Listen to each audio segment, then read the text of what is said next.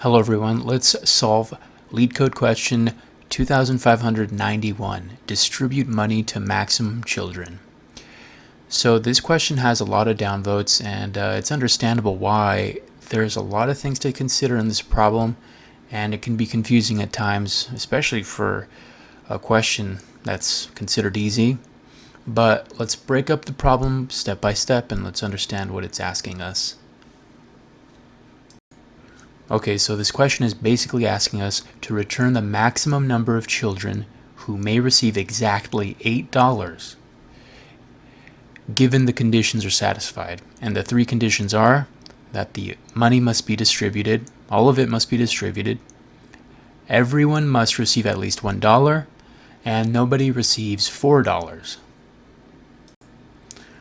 Okay, so we can break this up into smaller bits by first satisfying the easiest condition, which would be everyone must receive at least $1. So we can do this by simply subtracting the number of children from the amount of money that we start with. For example, here 16 is the amount of money and children is 2. 16 minus 2 is 14. And there's a sub condition which is checking if the money is less than 0, then there's an error and we simply return -1. But in this example, that is not the case. So we now want to find out how many children exactly have received the exact sum of $8.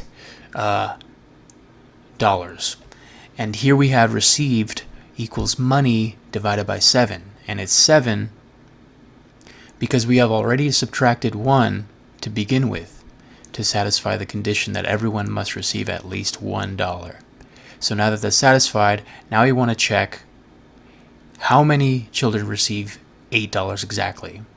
So here in this case, 2 children, and the remainder of money here is also 0. So this makes this problem and this situation easy, and this is the first conditional. It checks if there is no remainder, and in that case we can just simply return the number of children who have received $8, and it would be 2 in this example. This condition checks if the total number of children who have received their $8, which is 2 in this case, is equal to the total number of children minus 1, which is true, and the remainder is 3, that's also true, then we must return receive minus 1. So the condition that nobody receives $4 is being violated, and therefore we must modify the number of children who have received their $8. By doing so, we can modify then the remainder. So instead of 2 children with $8, it's now 1 child with $8, and the second child can now instead have 9 or 7. It doesn't matter, but it's not 8, because if it is 8, then the remainder will be 3. And this is the value that we don't want, so we can only return 1. So for this condition, we have to return the minimum between the number of children minus 1 or the received amount.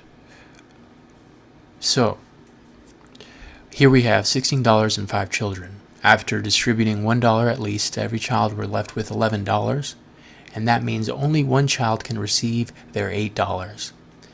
That leaves us with a remainder of 4. Therefore, we return received because the received amount is smaller. We would return only children minus 1 in a situation where there is much more money, and all the children would be able to get their $8 except 1 because he would have much more. So we've gone through 3 examples and displayed the conditions. Now let's look at the code. So first what we do is that we satisfy the easiest condition, which is that everyone must receive at least $1.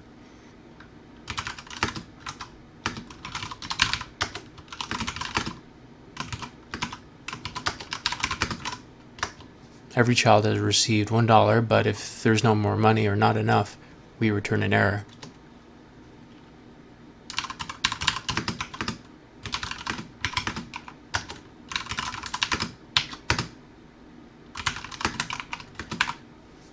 And in this case, we just count the number of children that have in fact received their $8, and the remainder is the leftover money.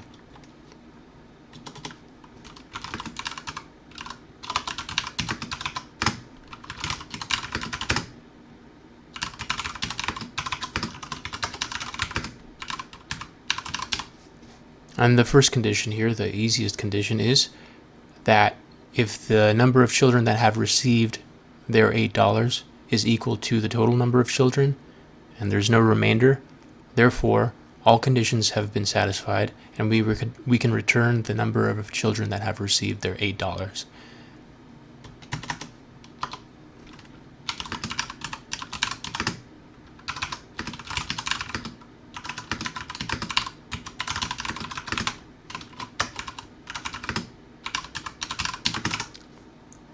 And in this condition, we now check that there in fact has been a remainder of 3, which violates the condition that nobody receives $4, and that the number of received children needs to be modified by subtracting 1.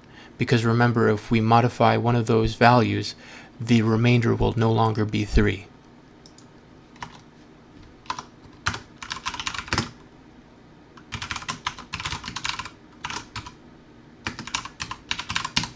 And in this final condition, if the other two are not met, we just simply return the minimum found between the children minus 1 and the received.